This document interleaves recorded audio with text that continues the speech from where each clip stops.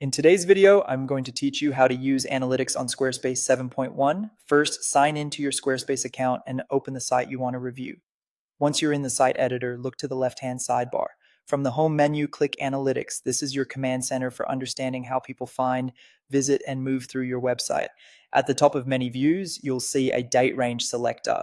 Use it to compare this week to last week or this month to the previous month, so you're always viewing data in context rather than in isolation. Inside Analytics, start by exploring the Key Metrics overview. This area gives you a high-level snapshot of site performance. You'll typically see visual charts that plot trends over time. Hover over the chart lines to reveal exact numbers for a specific day, week, or month. If you see spikes, think about what happened on those dates. Maybe you published new content, ran a promotion, or posted on social media. Those connections help you learn what actually drives results.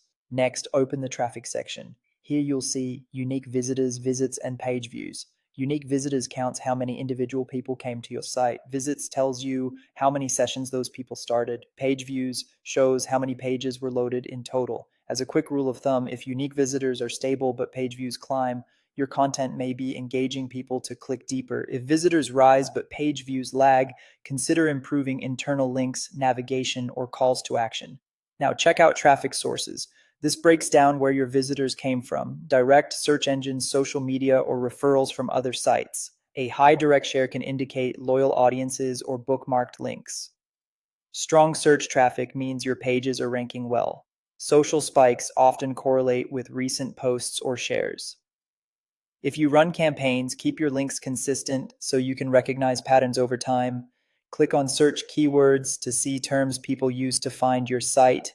Use this to align headlines, meta titles, and on-page copy with real search intent. Not all keywords will be available, and that's normal, but even partial insights can highlight topics worth expanding or pages that deserve clearer phrasing. Finally, open geography. The map and location list reveal where your audience is.